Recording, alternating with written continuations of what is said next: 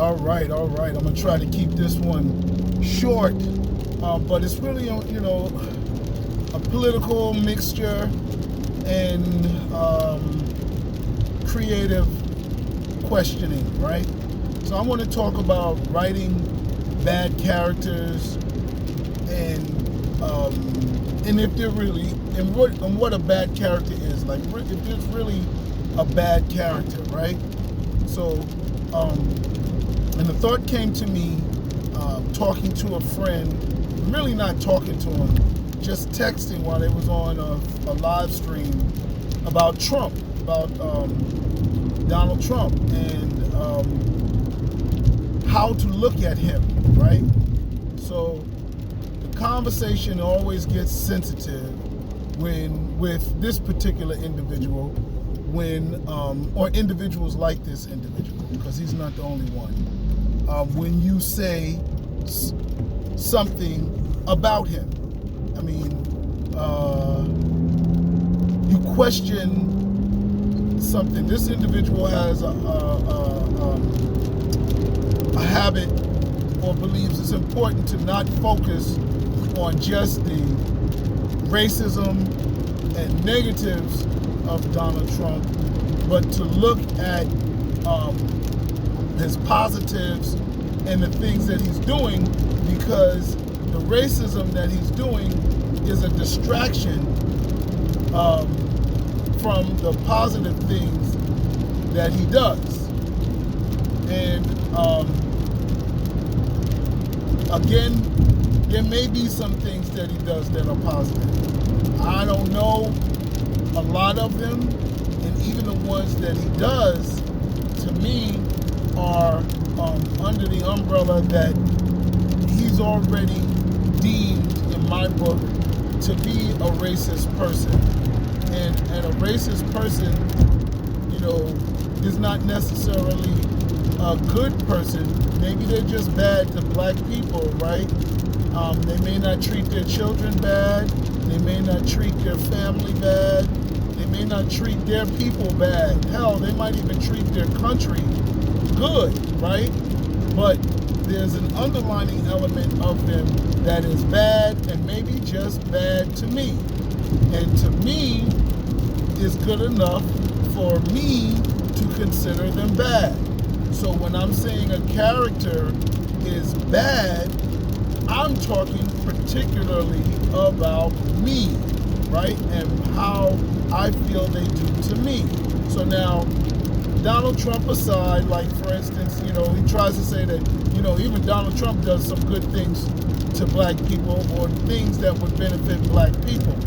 And I'm not going to say that we may not benefit from them, but I don't think it is enough for me to revisit my previous opinion of him as being a bad or not good person for black people, and especially not going to reverse my opinion of him being a racist. That's aside. Now, how do we go into characters, right? Well then, how do you prove in your stories that a character is bad? Do you create this unrealistically 24/7, 360 degrees bad person? Do bad characters all have to be Satan to be bad? Do they all have to burn their children, burn their siblings, kill their mother at birth, burn everybody that comes in touch with them? Those bad characters are so bad that they embody just fear, right? But then you have the characters that are bad, that are like, whoa, I don't know if they're bad, I kind of understand them. Like, kind of how Darth Vader was in the first 3 movies, Star Wars, Empire Strikes Back, and Return of the Jedi. They played so much on his philosophy and his look that you didn't see the blood and carnage. So when they did Rogue One, they quickly added that hallway scene where Darth Vader's going crazy with the lightsaber in the hallway, killing everybody, and how he's, he can't show him smiling, but they showed arms and stuff flying and an unnecessary fighting position or strategy to make him look like he's just relentless. He doesn't care. I mean, we saw him shoot down Alderaan in Star Wars, but we didn't really see the people dying, so people didn't really get the feeling that he was bad, right? So they wanted to show him even being more bad. And then, so that was that, because he died in Return of the Jedi, so it was no more Anakin. There was no more Darth Vader to really talk about. They only could do that, little segment there. But they also got into some of the other characters in the next Star Wars, where it was before Darth Vader, and they showed those people being really brutal. So now, take again, what's another good bad villain, right? Take Thanos. I mean, he's the go-to person for questionable villains right now, because he presented a logical strategy, or an illogical strategy, but strategy that some people might believe. When you listen to heroes talk, like somebody like Spock, who says the needs of the many outweigh the needs of the few. So you say, okay, wow, can't save everybody. Got to focus on the most people we can save and the end goal. So then Thanos comes out like, yo, you're a necessary casualty. Half of the planet's got to go, and half of the people on the planets have to go, so we can save the universe, because there's too much life in the universe. We all out overcrowding each other. We're doing all this other type of stuff. So he becomes possibly logical a villain, right? Or a villain with an element of logic to him, right? And people start to side with him. But does that make him good? Does that make him bad? My feeling was explore all your damn options, right? Give people ultimatums. I don't know if you feel that people are unreasonable. That's one thing.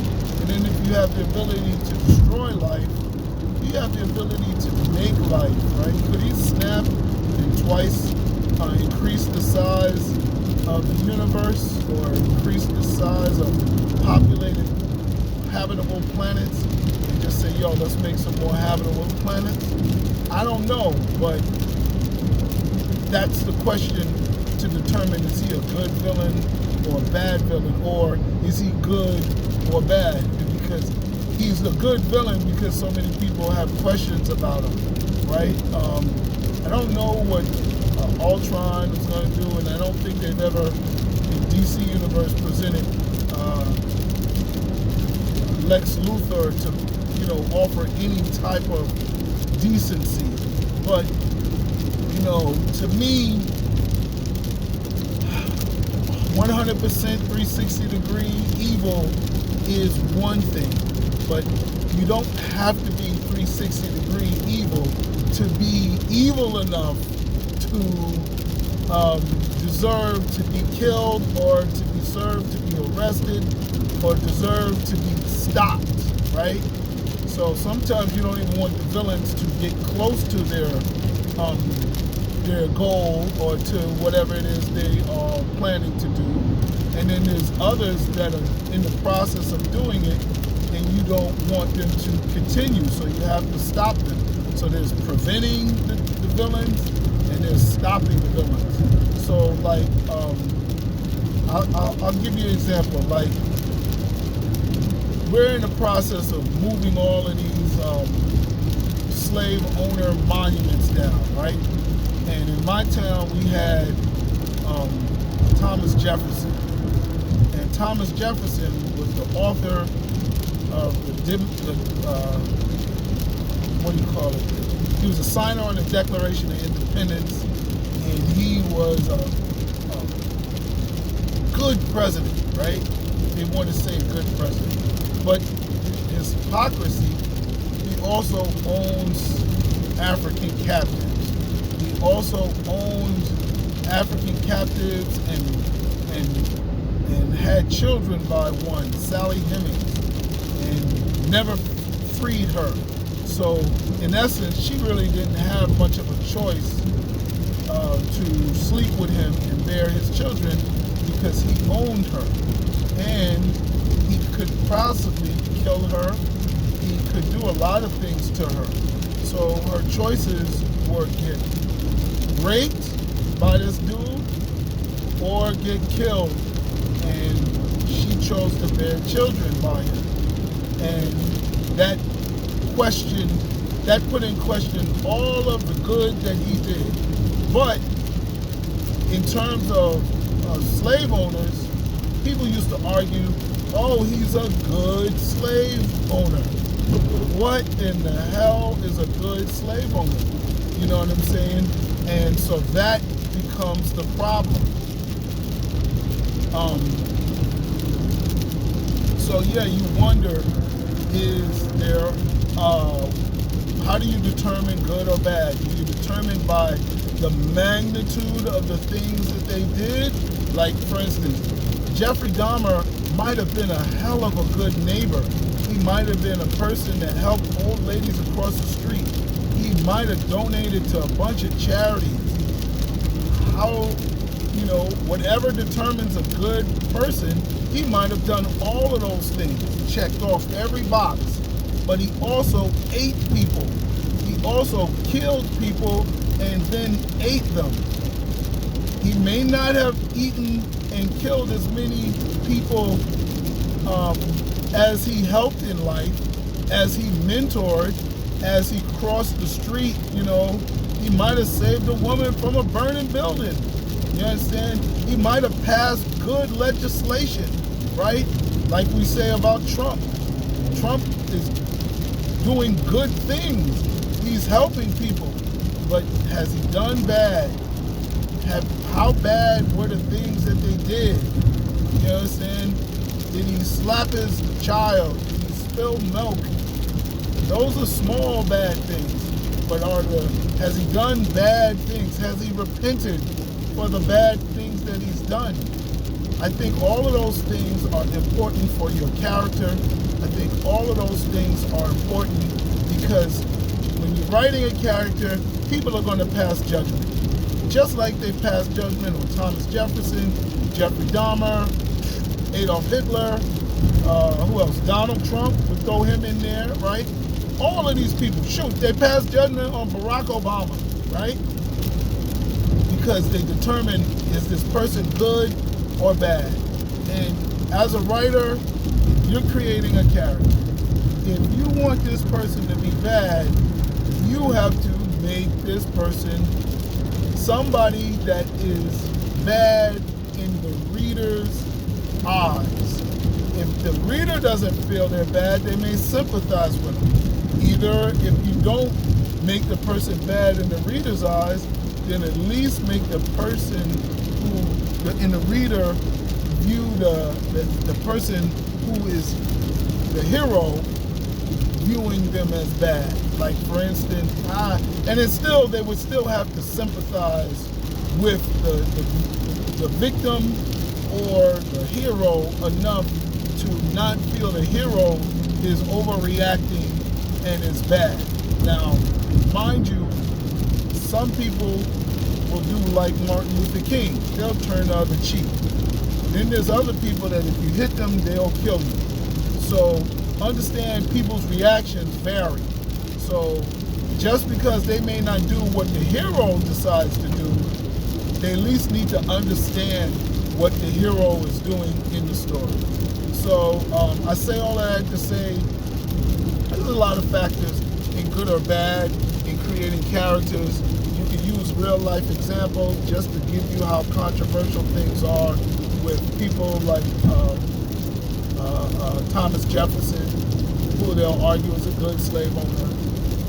And people like, heck, even Alexander Hamilton, the one that got the play, he was just friends with George Washington and all of them that owned African captives, to say that better. And he's deemed not good because he's looked at as an enabler, like Jeff Epstein's wife. She did more. Who knows what Thomas Jefferson did? I mean, Alexander Hamilton did. Many times they say his policies or his lack of correcting the bad policies was an enabler.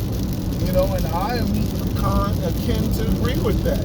I feel that Alexander Hamilton should be judged. It's like everybody during the time of slavery should be judged on which side they were on. You know what I'm saying? It's one thing to be out of power and not be able to do things, but when you're in power, you know, hey, you have the ability to make change and end this horrible thing.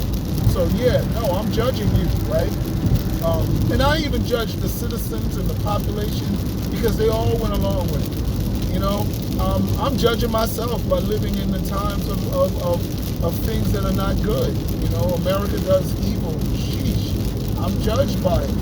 So judge me, but judge me to the level of whether I agree with it or whether I disagree with it, whether I'm working towards it, whether I'm working against it. Did I vote for Barack Obama or did I vote for Donald Trump? Even though they didn't run against each other, the question remains, who did I vote for, right? So take that with you, and also don't be afraid to mix politics in your stories, because if you're writing real world stories, there's already politics in it, because there's politics in the real world. All right, y'all, peace.